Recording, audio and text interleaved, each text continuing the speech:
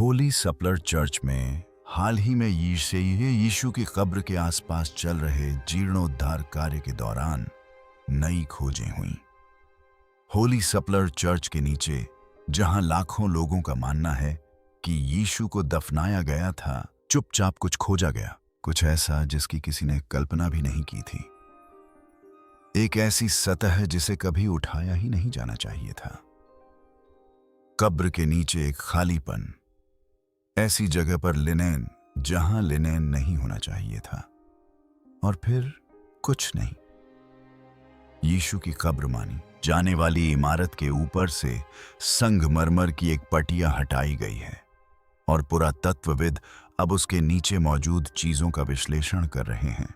यरूशलेम में यीशु की कब्र के नीचे जो कुछ मिला, उससे अचानक काम रुक गया, क्योंकि जो कुछ उन्होंने खोजा वह सुसमाचार की कहानी का खंडन नहीं करता था, बल्कि उसकी पुष्टि करता था।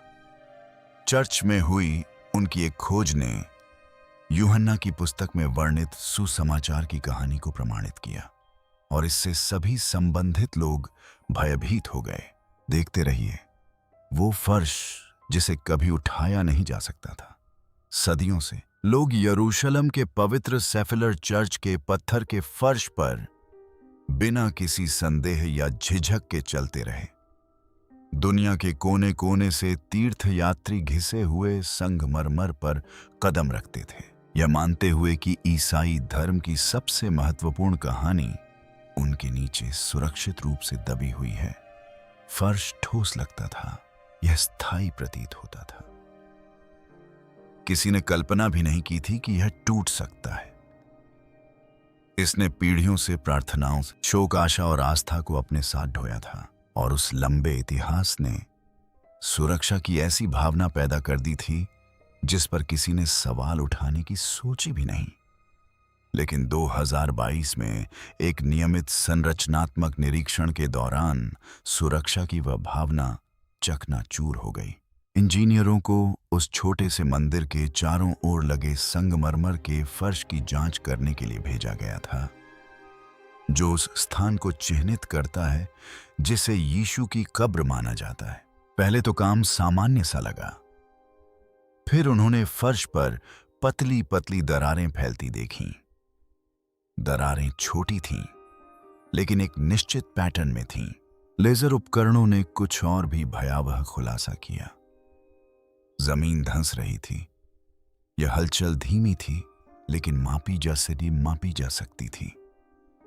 मंदिर के नीचे की जमीन नीचे खिसक रही थी। किसी सामान्य इमारत में प्रतिक्रिया तुरंत होती। क्षतिग्रस्त जमीन को हटा दिया जाता और कारण का पता लगाया जाता। लेकिन पवित्र सेफलर के चर्च के अंदर यह सरल समाधान असंभव था। यह इमारत यथास्थिति नामक एक नाजुक समझौते द्वारा शासित है। कई ईसाई समूह इस स्थल पर अपना नियंत्रण साझा करते हैं। सभी की सहमति के बिना कोई भी पत्थर नहीं हटाया जा सकता। इस नियम ने सदियों से शांति बनाए रखी है, लेकिन इसने चर्च को समय के साथ स्थिर भी कर दिया है।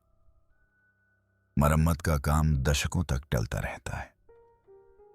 समस्याओं को अक्सर तब तक नजरअंदाज किया जाता है जब तक वे खतरनाक न हो जाएं। इंजीनियरों ने स्थिति की गंभीरता को तुरंत समझ लिया था। यदि फर्श धंसता रहा तो उसके ऊपर स्थित वेदी में दरार आ जाएगी, और यदि वेदी में दरार आ गई तो आपातकालीन खुदाई अपरिहार्य हो जाएगी। इससे गिरजाघर के नीचे छिपी अज्ञात परतें उजागर हो जाती, और उसके भीतर सत्ता का नाजुक संतुलन बिगड़ जाता।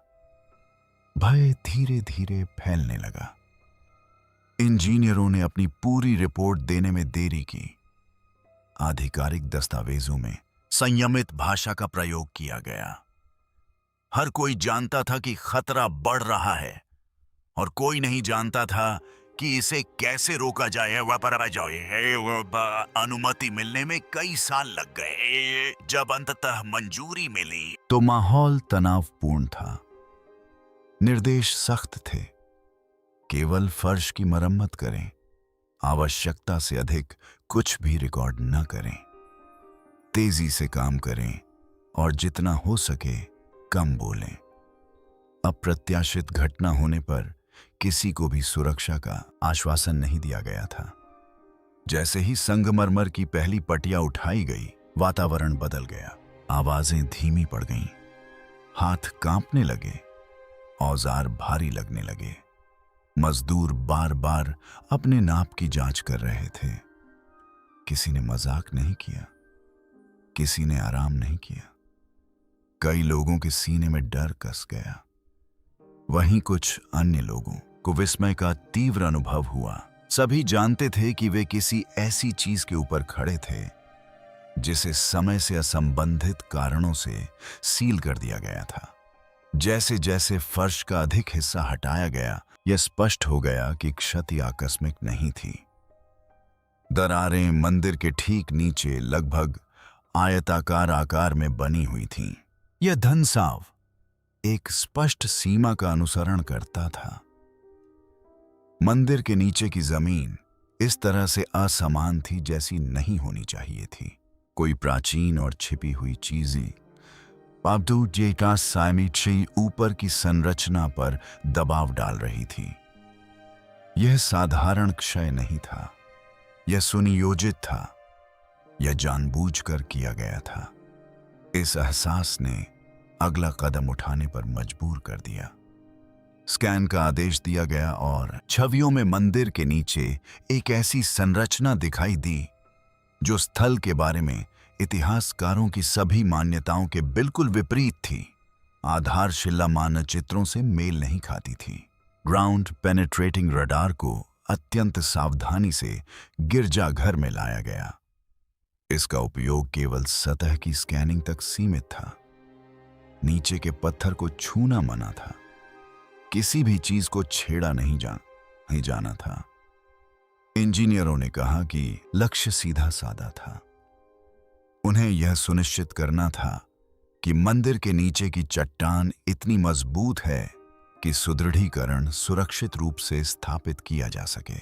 सभी को उम्मीद थी कि परिणाम सदियों पुराने अभिलेखों के अनुरूप ही होंगे। पुराने नक्शे, पूर्व सर्वेक्षण और पुनर्स्थापन संबंधी सभी नोट्स एक ही बात का वर्णन करते थे।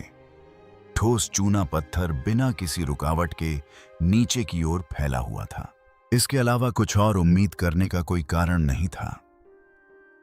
लेकिन पहले ही स्कैन में यह निश्चितता धराशायी हो गई। जब रडार डेटा स्क्रीन पर दिखाई दिया तो तकनीशियन स्तब्ध रह गए। सिग्नल में असमान पैटर्न दिखाई दिए जिनका कोई अर्थ नहीं था। जहां ठोस चट्टान होनी चाहिए थी, वहां खाली स्थान थे। पहले तो किसी ने घबराहट नहीं दिखाई। हस्तक्षेप ही सबसे संभावित कारण माना गया। यरूशलेम पत्थर, धातु और विद्युत शोर से भरा हुआ है। उपकरण को पुनः कैलिब्रेट किया गया। स्कैन दोबारा चलाया गया, फिर इसे तीसरी बार चलाया गया, लेकिन परिणाम नहीं बदले। खाली स्थान अपनी जगह पर ही रहे। वे हिले नहीं, धुंधले नहीं हुए। हर बार चलाने पर वे और स्पष्ट होते गए। आकृतियां स्पष्ट और परिभाषित थीं। उन्होंने सीधी भुजाओं वाले साफ आयत बनाए। ये प्राकृतिक दरारें नहीं थीं। ये गड्ढे पानी या भूस्खलन से नहीं बने थे। प्रकृति गहरे भूमिगत समकोण नहीं बनाती।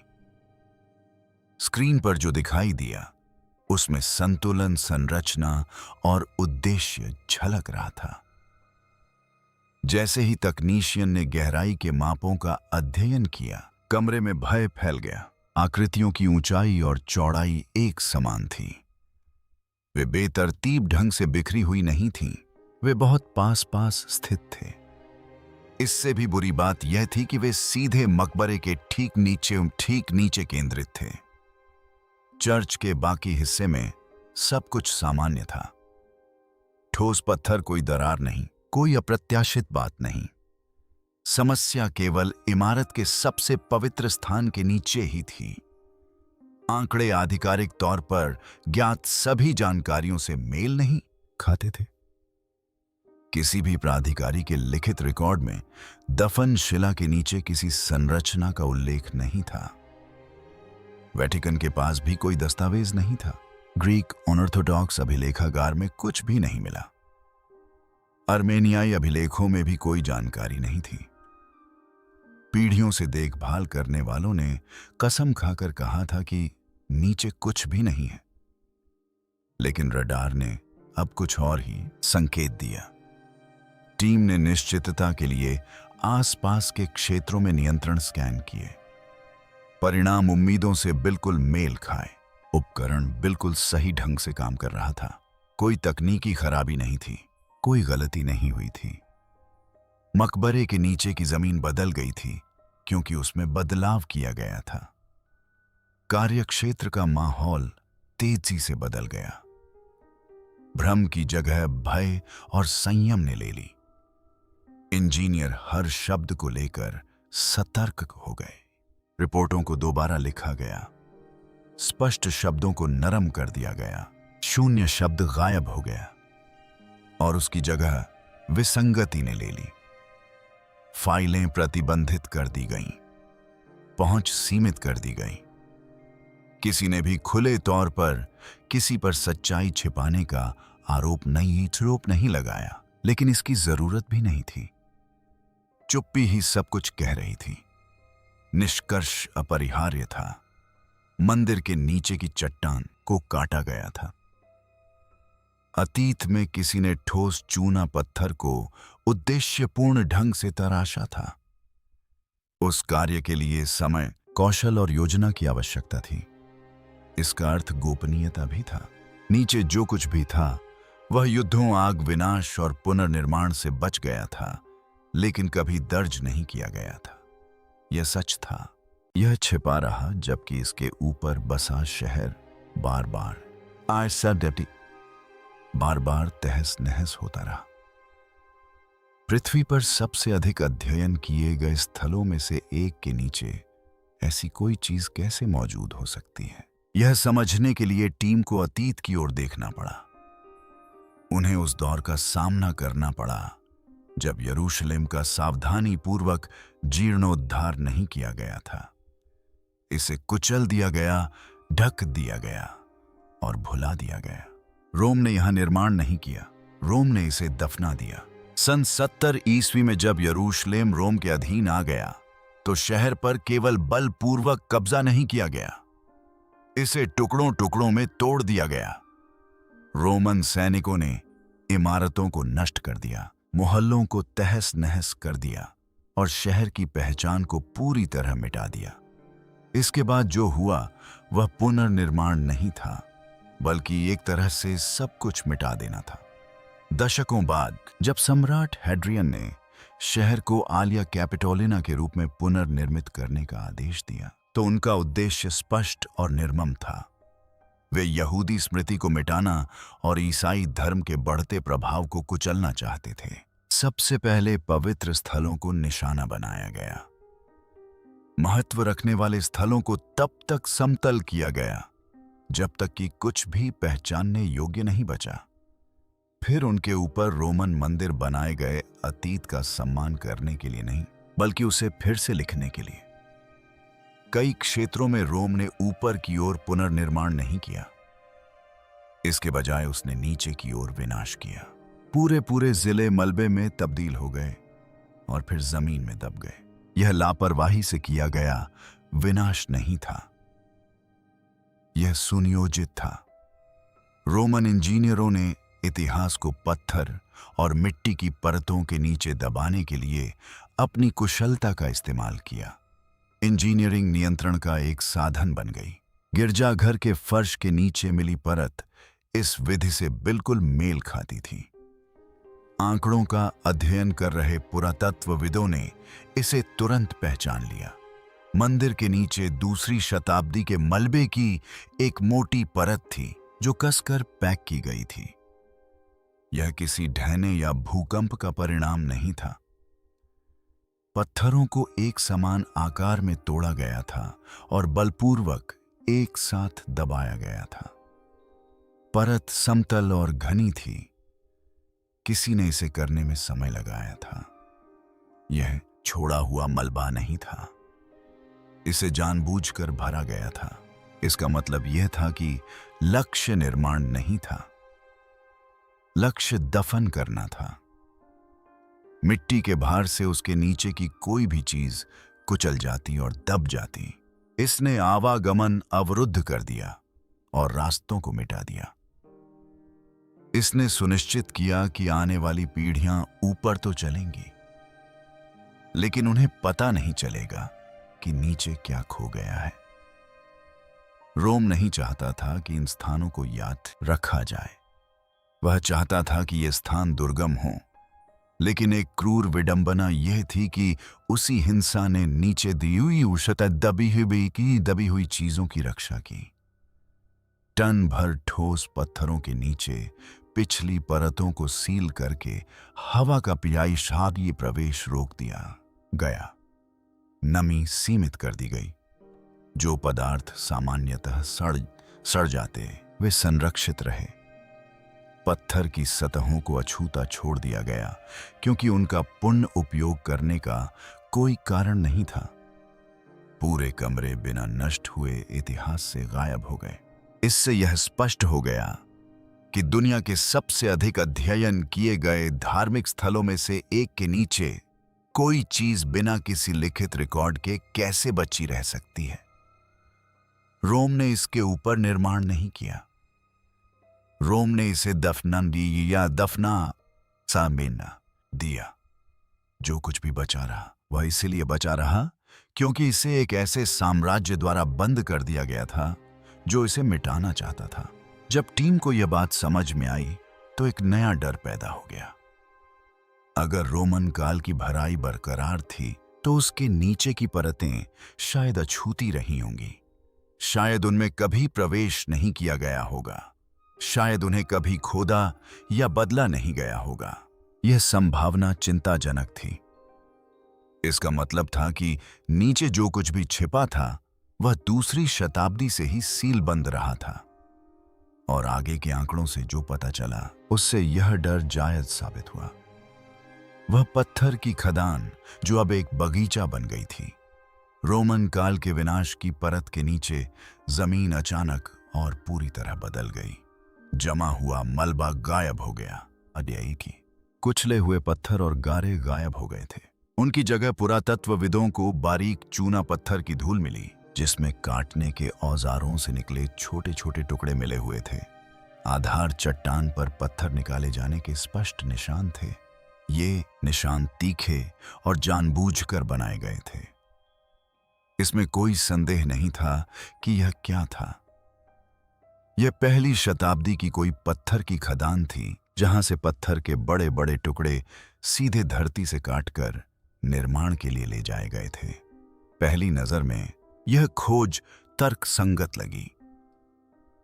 प्राचीन यरूशलेम का अधिकांश भाग स्थानीय चूना पत्थर से बना था। शहर के पास पत्थर की खदानें आम थीं, लेकिन जैसे जैसे टीम ने खदान के ऊपर की परतों का अध्ययन किया, यह तर्क पूरी तरह से गलत साबित हो गया। कटे हुए पत्थर के ठीक ऊपर गहरे रंग की मिट्टी की एक परत थी। यह मिट्टी उपजाऊ, घनी और जैविक पदार्थों से भरपूर थी। यह मिट्टी यहां की नहीं थी। यह हवा से नहीं आई थी, न ही बारिश से बहकर आई थी। इसे जानबूझकर लाया गया था। ऐसा किसी ने उपजाऊ मिट्टी लाकर परित्यक्त खदान की जमीन पर सावधानीपूर्वक फैला दी थी। जब वैज्ञानिकों ने मिट्टी की और बारीकी से जांच की तो चौंकाने वाली बात और गहरी हो गई।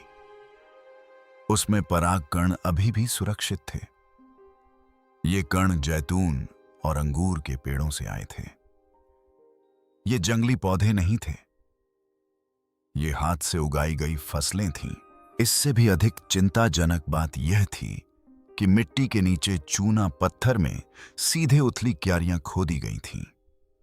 कटाई साफ सुथरी और समान दूरी पर की गई थी। उन्हें पंक्तियों में सदैव व्यवस्थित किया गया था। यह योजनाबद्ध था। इसकी देखभाल की जाती थी। यह जगह सिर्फ एक बगीचा नहीं थी, यह प्रतीकात्मक नहीं था, यह सजावटी नहीं था। यह एक ऐसा बगीचा था जिसे समय, धन और निरंतर देखभाल की आवश्यकता थी। किसी ने जानबूझकर इस जगह को चुना था और इसे नया रूप दिया था। एक परित्यक्त पत्थर की खदान को निजी हरे भरे स्थान में बदल दिया गया था। उस क्षण कमरे में मौजूद कई लोगों को एक अजीब सी पहचान का एहसास हुआ। जॉन के सुसमाचार में क्रूस पर चढ़ाए जाने के स्थान के पास एक बगीचे और उसके भीतर एक नई कब्र का वर्णन है। सदियों से विद्वान इन शब्दों को वर्णनात्मक तो मानते रहे, लेकिन इन्हें सत्यापित करना असंभव समझते रहे। पुरातत्वविदों का कहना था कि ऐसी जगह यहां नहीं होनी चाहिए, लेकिन अब जमीन खुद ही कुछ और कह रही है। इस तरह के बगीचे आम नहीं थे। ये आमतौर पर धनी लोगों की निजी जागीरों का हिस्सा होते थे। इन्हें अक्सर पारिवारिक कब्रों के पास बनाया जाता था। ये चारों ओर से घिरे और नियंत्रित होते थे। ये आम जनता द्वारा इस्तेमाल किए जाने वाले खुले कब्रिस्तान नहीं थे। ये स्वामित्व और उद्देश्य से बनाए गए स्थान थे। इसका अर्थ यह था कि गिरजाघर के नीचे की जगह कभी भी संयोगवश नहीं बनी थी। यह कभी भी आकस्मिक नहीं थी। रोमन विनाश से बहुत पहले ही इसे योजनाबद्ध तरीके से बनाया गया था, आकार दिया गया था और संरक्षित किया गया था। और उस सावधानी पूर्वक बनाए गए बगीचे के केंद्र में मिट्टी या पत्थर से कहीं अधिक रहस्यमयी चीज थी। वह मकबरा जिसका उपयोग इसके पूरा होने से पहले किया जाता था। बगीचे की मिट्टी साफ करने और आधारशिला को पूरी तरह से उजागर करने के बाद पुरातत्वविदों को एहसास हुआ कि वे किसी प्रतीकात्मक स्मारक या बाद के मंदिर के ऊपर नहीं खड़े थे। वे पहली शताब्दी के यहूदी चट्टान काटकर बनाए गए मकबरे के अंदर खड़े थे, जिसे सख्त, सुस्थापित और शायद ही कभी उल्लंघन किए गए दफन कानूनों के अनुसार तराशा गया था। उस कक्ष में चिकनी सटीक ऊंचाई पर तराशी गई कब्र की बेंचें मिलीं, जो शरीर को सड़ने से पहले धोने, तेल लगाने और लपेटने के लिए बनाई गई थीं। हर छोटी से छोटी बात प्रारंभिक रोमन काल की कुलीन यहूदी कब्रों से मेल खाती थी। फिर एक ऐसी बात सामने आई जिसने सब कुछ बदल दिया। पश्चिमी दीवार पर एक समाधि बनाने का काम शुरू तो हुआ था, लेकिन वही कभी पूरा नहीं हुआ। खुदाई बीचों बीच अचानक रुक गई थी और औजारों के निशान अभी भी साफ दिखाई दे रहे थे। न तो उसे चिकना किया गया था, न ही अंतिम रूप दिया गया था, और न ही उसमें कोई सुधार किया गया था। यह कटाव या बाद में हुई क्षति नहीं थी, यह अधूरा काम था। यहूदी दफन प्रथा में विशेषकर धनी परिवारों के लिए कब्रें उपयोग में आने से पहले ही पूरी कर ली जाती थीं। निर्माण में रुकावटें दुर्लभ थीं और बीच में ही काम अधूरा छोड़ देना लगभग असंभव था। फिर भी इस मकबरे का इस्तेमाल किया गया था। इसकी वास्तुकला ही तात्कालिकता की गवाही देती है। बेंचों पर संपर्क के निशान थे, जबकि कक्ष का कुछ हिस्सा अधूरा रह गया था। यह संयोजन अत्यधिक समय के दबाव में किए गए अंतिम संस्कार की ओर इशारा करता है। इसका सबसे संभावित कारण गरीबी या दुर्घटना नहीं, बल्कि कानून था। यहूदी दफन कानून के अनुसार मृतकों को सूर्यास्त से पहले, विशेष रूप से सप्त या किसी त्योहार के दिन से पहले दफनाया जाना आवश्यक था।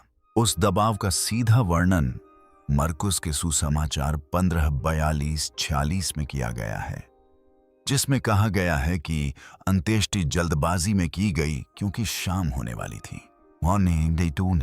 पाठ में जिसे तात्कालिकता बताया गया है, पत्थर उसे व्यवधान के रूप में दर्ज करता है। मकबरे की नक्काशी अभी जारी ही थी कि अचानक उसकी आवश्यकता पड़ गई। यह कोई प्रतीकात्मक संयोग नहीं है, बल्कि एक प्रक्रियात्मक घटना है। पत्थर तराशने वालों ने काम रोक दिया, एक शव लाया गया और अंतिम संस्कार की प्रक्रिया जारी रही। इसका निहितार्थ स्पष्ट है। जिस किसी को भी इस मकबरे में रखा गया था, उससे यह उम्मीद नहीं थी कि उसकी मृत्यु उस समय होगी। जगह को ठीक समय पर पर्याप्त रूप से तैयार किया गया था। वास्तुकला उस रुकावट के क्षण को एक जमे हुए भाव की तरह संरक्षित करती है, और वह अधूरा हिस्सा सीधे उस चीज की ओर ले जाता है जो आगे कभी नहीं बचनी चाहिए थी। यह कपड़ा बच नहीं पाना चाहिए था। पत्थर हजारों वर्षों तक टिक सकता है, लेकिन जैविक पदार्थ नहीं। यह पुरातत्व का एक मूलभूत नियम है। कपड़ा सड़ जाता है, तेल गायब हो जाते हैं, मांस गल जाता है। इसी कारण किसी को भी मकबरे के अंदर किसी शव के अवशेष मिलने की उम्मीद नहीं थी। यही वजह है कि अगली खोज ने काम को लगभग तुरंत रोक दिया। कब्र की उथली खांचों के भीतर वैज्ञानिकों ने सूक्ष्म लिनन रेशे पाए। ये नंगी आंखों से दिखाई नहीं दे रहे थे। इन्हें पत्थर को नुकसान पहुंचाए बिना सबसे छोटे अंशों को भी इकट्ठा करने के लिए डिजाइन किए गए। माइक्रो वैक्यूम उपकरणों का उपयोग करके सावधानी पूर्वक नमूने लेने के बाद ही खोजा जा सका। शुरुआत में उम्मीदें कम थीं। संदूषण की आशंका थी, वनस्पति सामग्री की उम्मीद थी। सूक्ष्मदर्शी के नीचे जो दिखाई दिया, उसके लिए कोई भी तैयार नहीं था। रेशों में एक सघन घुमावदार पैटर्न था जो प्राचीन लिनन से मेल खाता था। ये जड़ों से मेल नहीं खाते थे, वे आधुनिक कपड़ों से मेल नहीं खाते थे। उनकी संरचना पहली शताब्दी में उत्पादित कपड़ों के अनुरूप थी। रासायनिक परीक्षण से आगे की जानकारी मिली। इससे पता चला कि पत्थर में ही अवशेष समाहित थे। अवशेष प्रारंभिक रोमन काल में यहूदी अंत्येष्टि में प्रयुक्त सुगंधित अंत्येष्टि तेलों से मेल खाते थे। ये तेल लोबान और एलोवेरा से बने होते थे। ये दुर्लभ और महंगे थे। इनका उपयोग केवल सम्मानित मृतकों के लिए किया जाता था। इस संयोजन ने सब कुछ बदल दिया। केवल लिनन की मौजूदगी को तो समझाया जा सकता था। केवल तेल के अवशेष बाद की गतिविधि से आए हो सकते थे। दोनों मिलकर ठीक उसी स्थान पर जहां शव रखा गया होगा, प्रत्यक्ष शारीरिक संपर्क की ओर इशारा करते हैं। उस बेंच पर लिनन में लिपटा हुआ और दफनाने के तेल से उपचारित एक मानव शरीर रखा गया था। इस संरक्षण ने नए सवाल खड़े कर दिए। लिनन को इतने लंबे समय तक सुरक्षित नहीं रहना चाहिए था। तेलों का पता नहीं चलना चाहिए था। इसका जवाब मकबरे के ऊपर छिपा था। जब रोमनों ने शहर को कुचलकर घनी मिट्टी से भर दिया, तो उन्होंने अनजाने में एक बंद कक्ष बना दिया। हवा का आवागमन रुक गया, ऑक्सीजन का स्तर गिर गया, नमी सीमित हो गई। मकबरा एक बंद तिजोरी बन गया।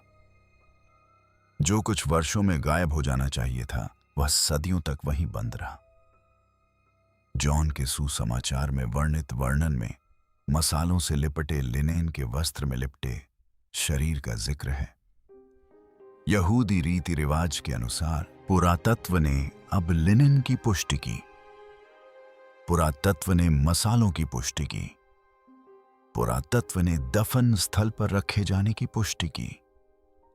पुरातत्व ने जिस बात की पुष्टि नहीं की, वह थी क्षय।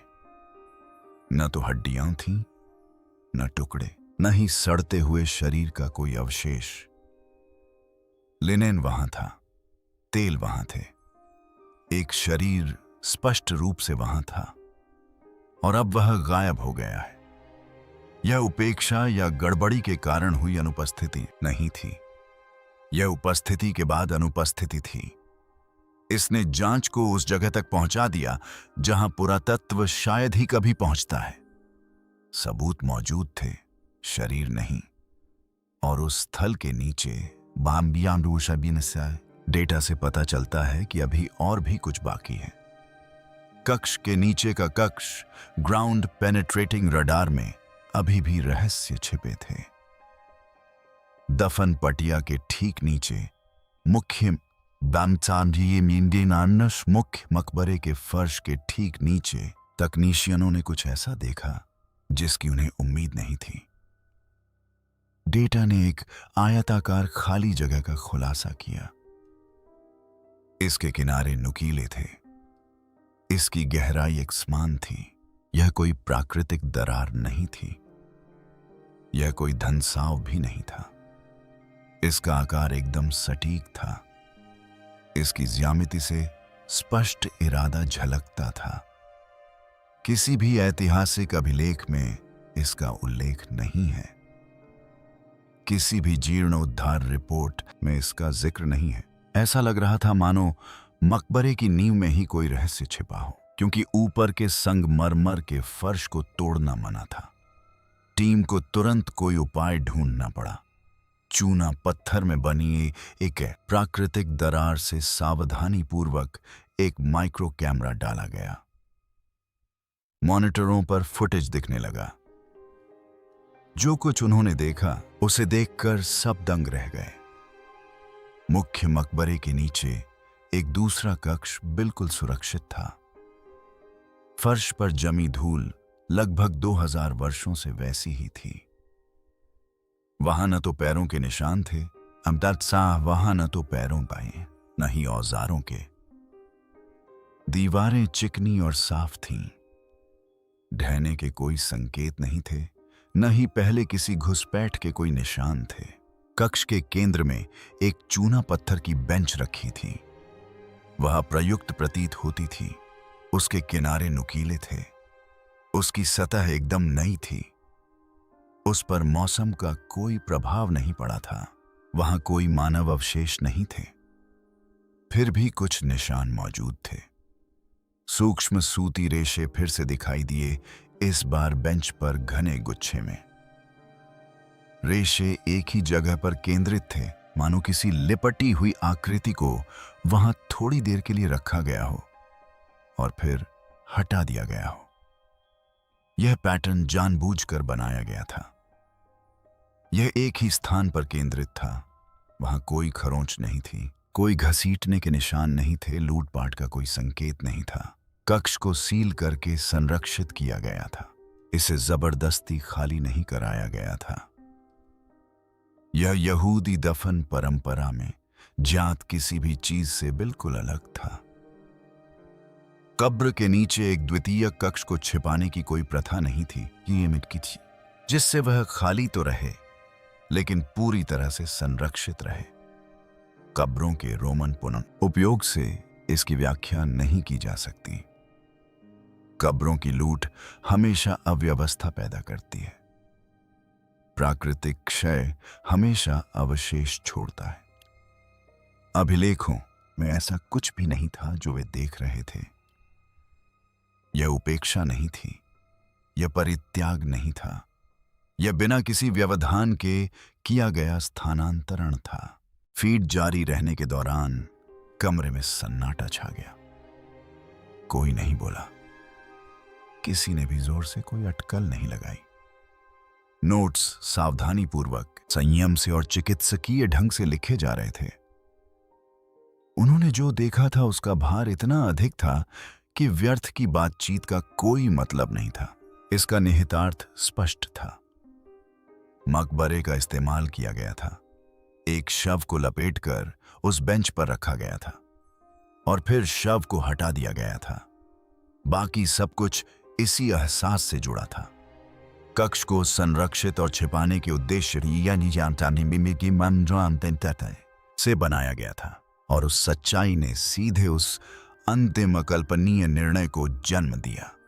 खुदाई क्यों नहीं जारी रह सकी? खुदाई खतरे के कारण नहीं रुकी, यह निहितार्थों के कारण रुकी। मकबरे के नीचे की हर चीज ने सुसमाचार में वर्णित दफनाने की कहानी की चौंकाने वाली सटीकता से पुष्टि की। एक पत्थर की खदान के ऊपर बना निजी बगीचा, एक नया खोदा हुआ मकबरा, जल्दबाजी में किया गया दफन, लिनन और दफनाने के तेल, एक सीलबंद कक्ष और एक खाली विश्राम स्थल। पुरातत्व ने मृत्यु, दफन और खाली मकबरे की पुष्टि की। पुरातत्व यह साबित नहीं कर सकता कि शव को कैसे निकाला गया, लेकिन पुरातत्व सामान्य व्याख्याओं को खारिज कर सकता है। सड़न का कोई सबूत नहीं है, स्थानांतरण का कोई सबूत नहीं है, चोरी का कोई सबूत नहीं है, बाद में पुनः उपयोग का कोई सबूत नहीं है, आकस्मिक हानि का कोई सबूत नहीं है। केवल दफनाने के बाद बिना किसी बाधा के शव को निकालने के सबूत हैं। यही वह बिंदु है जहां खुदाई व्याख्या में बदल जाती है, और व्याख्या में वह अधिकार निहित है जिसे कोई भी संस्था दावा करने को तैयार या सक्षम नहीं थी। आगे छानबीन करने से एक निष्कर्ष पर पहुंचना अनिवार्य हो जाता। इससे उस खाली कब्र के लिए एक आधिकारिक स्पष्टीकरण की मांग होती जो ठीक उसी तरह व्यवहार करती है जैसा कि यूहन्ना के सुसमाचार 208 में वर्णित है। वहां केवल कफन के वस्त्र ही बचे हैं और शव गायब हो चुका है। पुरातत्व विज्ञान पुनरुत्थान की घोषणा नहीं कर सकता।